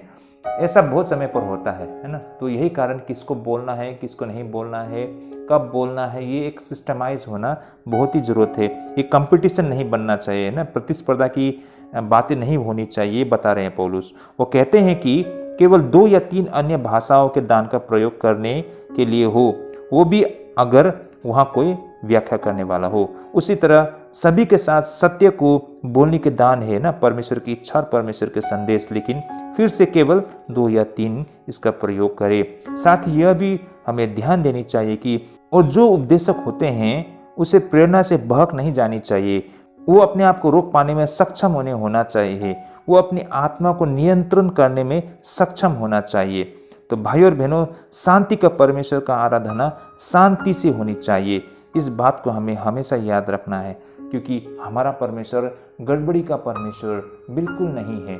जैसे कि हम यहाँ देख पाते हैं ना, 1 कोरिन्थी 14:33 में क्या बोला गया है, क्योंकि परमेश्वर गड़बड़ी का नहीं परंतु शांति का करता है, जैसा पवित्र लोगों की सब कलीसिया में हो। तो भाई और बहनों, परमेश्वर बिल्कुल व्यवहारिक परमेश्वर है। हमारा परमेश्वर है ना, वो गड़बड़ी नहीं करता है, बल्कि वहाँ पर लोगों का मन में एक शांति स्थापना करता है भाई और बहनों। लेकिन आजकल हम कलीसिया में क्या देख पाते हैं ना, उछल कूद हो रहे हैं, है ना, उछल कूद, मतलब इतना माहौल ऐसा हो जाता है कि वहाँ से उठ के चले जाओ, मतलब पूरा गड़बड़ी चल रहा है।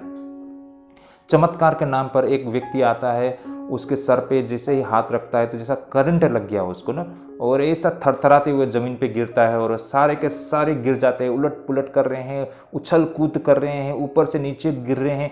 भाई इससे हो क्या रहा है, इससे हो क्या रहा है? आप कहना क्या चाहते हो ना, आप क्या प्रमाण देना चाहते हो? आपका कहने का मतलब क्या है? ये सब करके इससे क्या उन्नति हो रहा है? ना उसका उन्नति हो रहा है, ना कलीसिया का उन्नति हो रहा है। उल्टा परमेश्वर का मतलब निंदा हो रही है भाई और बहनों। लोग मजाक उड़ा रहे हैं, लोग हंसी कर रहे हैं, क्योंकि मीनिंगलेस है। इनफैक्ट अन्य जाति भी देख पा रहे हैं कि ये मीनिंगलेस है भाई और बहनों। ये क्या प्रूफ करने चाहते हो? कभी आपने पुराना नियम में, नया नियम में, यीशु मसीह के कार्य में, परमेश्वर के कार्य में कहीं देखा है इस तरह किसी को छू दिया, करंटे लगने के जैसे उफल रहे हैं, कूद रहे हैं, उछल रहे हैं, कूद रहे हैं? क्या मतलब है इसका भाई और बहनों? लेकिन जो लोग सच्चाई के विषय में जिसको ज्ञान नहीं है, उनको तो ये सारी चीज़ इंटरेस्टिंग लगेगा। यहाँ कुछ चमत्कार हो रहा है।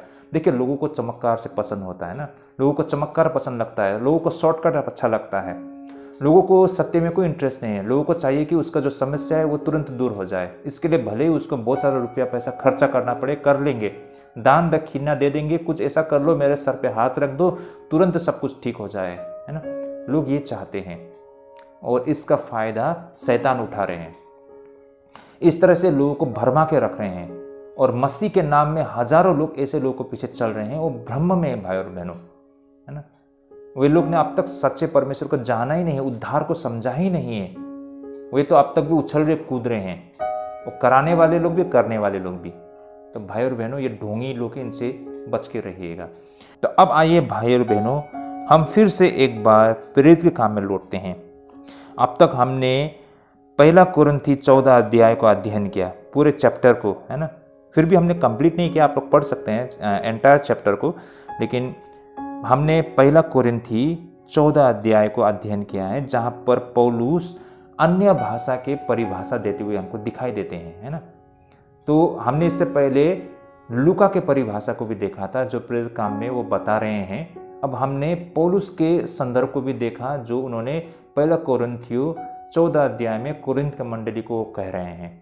तो भाई और बहनों, यहाँ पर दोनों स्थान से हमने लूका के परिभाषा और पौलुस की परिभाषा अन्य भाषा को लेकर हमने देखा है।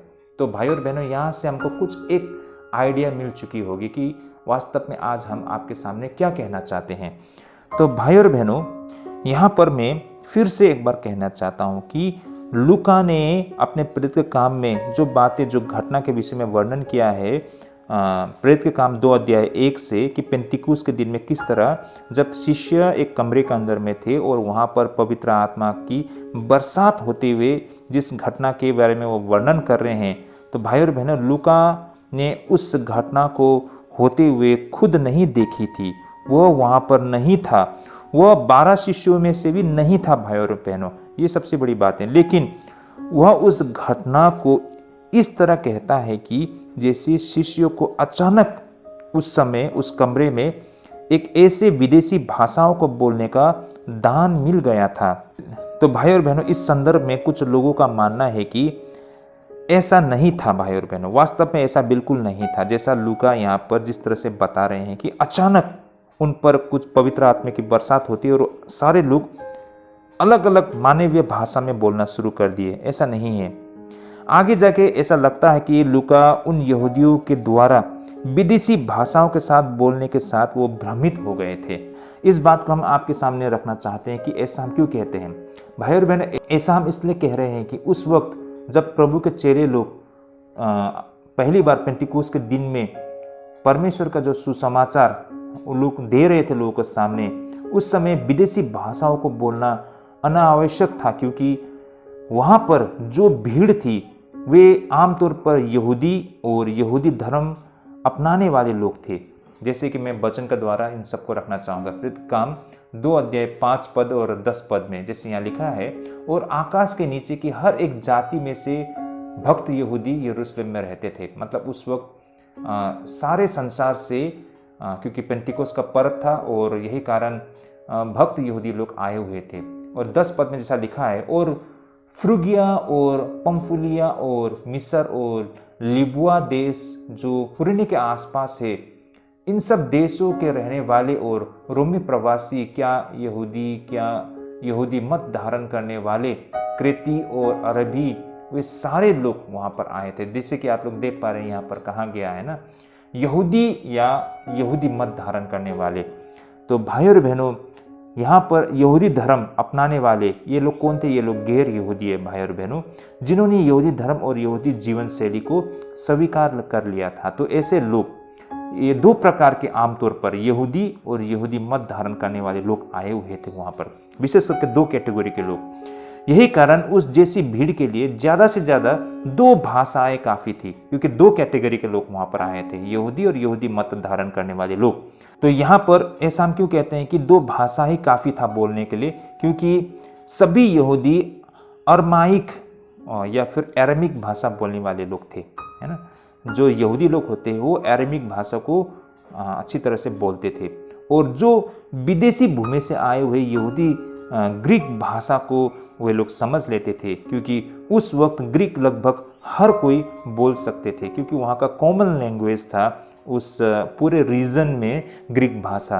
तो यही कारण यहाँ पर लूका शायद भ्रमित हो गया उन विदेशी भाषाओं को लेकर। उनके जीवन में पहली बार इतनी सारी रंग बिरंगी भीड़ परमेश्वर के वचन को इस तरह वे लोग सुन रहे थे और सीधे उनके दिल में घर कर गया था। तो भाई और बहनों, हमारी बातों को आप लोग समझ पा रहे होंगे। यहाँ पर ऐसा माना जाता है कि लूका थोड़ा कंफ्यूज हो गए थे, वो भ्रमित हो गए थे, क्योंकि सारे विश्व से वहाँ पर लोग आए हुए थे, है ना। और अचानक पहली बार इतने सारे दुनिया से आए हुए लोगों का सामने में, इतने भीड़ भाड़ में चेले लोग आत्मा से भरिपूर्ण होके जब प्रभु का वचन को वो लोग रख रहे थे, तो फिर ऐसा सुनाई दे रहा था कि शायद वहाँ पर मतलब हर कोई अपनी अपनी भाषा में बोल रहे थे, लेकिन वास्तव में वहाँ उनके चेलों ने अलग अलग भाषा में नहीं बोले होंगे, बिल्कुल 2 ही भाषा में बोले होंगे। एक तो एरामिक भाषा जो सब जानते हैं, दूसरा ग्रीक भाषा में बोले होंगे जो वहाँ का कॉमन लैंग्वेज थे। तो यहाँ पर बिल्कुल अलग अलग भाषा में नहीं बोलेंगे। बेशक लोग अलग अलग जगह से आए थे, है ना, अलग अलग देशों से आए थे, लेकिन सारे लोग वो लोग एरामिक लैंग्वेज और ग्रीक लैंग्वेज दोनों जानते थे। तो 2 ही भाषा में बोला गया था। तो ऐसा नहीं कि बिल्कुल अलग अलग भाषा में बोला गया था। लेकिन लूका क्यों ऐसा कहते हैं कि वे लोग ने अलग अलग यानी कि अन्य यानी कि भांति भांति की भाषा में बोला गया। उनको लगा हो, थोड़ा कंफ्यूज हो गए होंगे, इतने भीड़ थे ना, ऐसे हालत में उनको ऐसा सुनाई दिया हो। तो ऐसा मतलब लोगों का लूका का एक्सप्लेनेशन को लेकर ऐसा है भाई और बहन, कहने का तात्पर्य। तो आई होप इन बातों को आप लोग समझ पा रहे होंगे। तो यहाँ पर कहने का तात्पर्य ये था कि अन्य भाषा का अर्थ कोई इंसानी भाषा नहीं है जिस पर लूका यहाँ पर कह रहे हैं, बल्कि यह स्वर्गीय भाषा है जो पौलुस कह रहे हैं, जिसे तभी बोलनी चाहिए जब अनुवाद करने वाला मौजूद हो। तो मेरे भाई और बहनों, हम इस निष्कर्ष में या फिर इन बातों को इस प्रकार हम रख रहे हैं। यहाँ अन्य भाषाओं को लेकर 2 परिभाषा है। आमतौर पर अन्य भाषा को लेकर लोगों का मानना है, यानी कि लूका की परिभाषा को लेकर लोग बोल रहे हैं कि अन्य भाषा का मतलब ये एक इंसानी भाषा है, जैसे कि मराठी भाषा हो, हिंदी भाषा हो, तमिल हो, तेलुगु हो, इस तरह से मानवीय भाषा में बोलना, इसी को अन्य भाषा कहा जाता है। ऐसा लूका के संदर्भ में लोग मानते हैं और इस विचारधारा को मानने वाले लोग बहुत सारे लोग हैं। लेकिन कुछ लोगों का मानना है कि ये पौलुस की संदर्भ में, जैसे कि ये स्वर्गीय भाषा है जो इंसानी भाषा नहीं है, है ना, ये बिल्कुल एक अलग भाषा है जो स्वर्गीय भाषा है और इसके लिए एक अनुवादक की आवश्यकता पड़ती है ना। तो ये पौलुस का संदर्भ में भाई और बहनों। अब समस्या ये है कि जो पौलुस की विचारधारा को समर्थन करते हैं वे लूका की विचारधारा परिभाषा को गलत ठहराने के लिए कोशिश करते हैं, और जो लूका की परिभाषा को समर्थन करते हैं वे पौलुस की परिभाषा को मतलब कंडेम करने के लिए कोशिश करते हैं। भाई और बहन, ये बिल्कुल गलत है, ऐसा बिल्कुल नहीं करना चाहिए, क्योंकि हम सबको इसकी बिल्कुल गहराई से समझ नहीं है। क्योंकि ना तो यहाँ पौलुस गलत है, ना तो यहाँ आपको लूका गलत है। हो सकता है शायद दो प्रकार के अन्य भाषा होते होंगे, एक तो मानवीय भाषा में बोला जाता है वो अन्य भाषा हो सकता हो, या फिर एक स्पेशल अन्य भाषा भी होती होगी जो शायद आज हमको इतना दिखाई नहीं पड़ती है, जो कि शुरुआती दौर में या शुरुआती समय के कलीसिया में शायद वो एक्टिव था होगा और उस समय में ये अन्य भाषा को बोली जाती होगी। लेकिन आज का माहौल ऐसा हो गया कि लोग इतना भ्रष्ट हो चुका है, तो यही कारण पवित्र आत्मा कार्य हमें नहीं दिखाई दे रहा है। तो उस प्रकार की अन्य भाषा आज बहुत ही कम बोली जाती है ना। तो ये हो सकता है भाई और बहनों। तो यहाँ पर दोनों ही गलत नहीं है, दोनों ही सही नहीं है, लेकिन हकीकत क्या है एग्जैक्टली हमको पता नहीं है। इसलिए हमें यूं ही हमें बहकावे में आके किसी की भी बातों को लेकर हमें किसी भी को भी कंडेम नहीं करना चाहिए भाई और बहनों, लेकिन समझदारी से इन बातों को हमें परखने की आवश्यकता है। इसलिए हमें रेस्पेक्ट करनी चाहिए। हाँ, लेकिन एक बात से आप लोग होशियार रहे कि जो नकल करते हैं अन्य भाषा की, है ना, ये दुष्ट आत्मा इसका पूरा प्रयोग कर रहे हैं लोगों को भरमाने के लिए। अन्य भाषा बोलकर लोगों को भरमाने का एक चलन आज चल चुका है। इससे होशियार रहे भाई और बहनों। मैं इतना तो कहूंगा कि मेरे को भी लगता है कि पौलुस जो बोल रहे हैं अन्य भाषा स्वर्गीय भाषा होते थे, इनफैक्ट आज भी है ऐसा लगता है मेरे को ना, लेकिन बहुत कम है ऐसा, है ना। मैंने खुद ने भी अनुभव किया है, जैसे मैंने बताया है कि मैंने बचपन में ये सारे चीज़ देखे हैं। तो अन्य भाषा होती है स्वर्गीय भाषा, वो है ना जो पौलुस कह रहे हैं। यही कारण भाई और बहनों इसे हम बिल्कुल कंडेम नहीं कर सकते हैं। तो इन बातों को आज हमें समझना पड़ेगा। अदरवाइज ये हो सकता है कि दो प्रकार के अन्य भाषा है, एक मानवीय अन्य भाषा, दूसरा स्वर्गीय अन्य भाषा, है ना। तो इस तरह से इन बातों को हम समझने के लिए प्रयास करते हैं। लेकिन दुख की बात है आज सारा मसीह जगत इन दो विचारधाराओं में बटा हुआ है। इनफैक्ट हमारे इंडिया में देख सकते हैं, हमारे जो प्रचारक है दानियल राज, है ना, उनके वीडियोस हम देखते होंगे। हर समय वो जो ऐसे अन्य भाषा बोलने वाले हैं उनको मतलब बिल्कुल क्रिटिसाइज करते हुए दिखाई पड़ते हैं। काफ़ी हद तक वो सच भी है भाई और बहनों, क्योंकि ऐसे झूठे अन्य भाषा बोलने वाले बहुत सारे लोग हैं। और दानियल राज जी जो बोल रहे हैं बिल्कुल सही भी है भाई और बहनों, काफ़ी हद तक में। लेकिन इसका मतलब ये भी नहीं है कि अन्य भाषा जो स्वर्गीय भाषा नहीं होती, ऐसा भी नहीं है। क्योंकि पौलुस की जो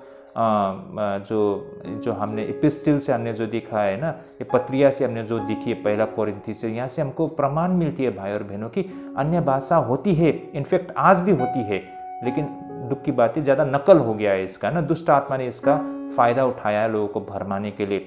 इस वजह से भाई और बहनों यहाँ पर बहुत हमको झोलमोल दिखाई देता है। इसलिए हमें इस पर बहुत ही होशियार रहना चाहिए भाई और बहनों, क्योंकि बहुत सारे ऐसे बहुत बड़े बड़े प्रचारक लोग हैं, वे लोग भी ऐसा बोलते हैं कि अन्य भाषा होती है ना। इसका बहुत सारा प्रमाण भी है। इसलिए देखिए, हमारी समझ बुद्धि बहुत सीमित है, हम इंसान की अंडरस्टैंडिंग बहुत लिमिटेड है ना। हम जितना परमेश्वर के कार्य, परमेश्वर के बारे में जानते हैं बहुत थोड़ा है। बस इस थोड़े से ज्ञान को लेकर हमें फुदकना नहीं चाहिए और किसी को भी सही गलत नहीं बोलना चाहिए, बल्कि अपने आप को होशियार होना चाहिए, अपने आप को संभालना चाहिए और अपने लोगों को होशियारी से चलना चाहिए।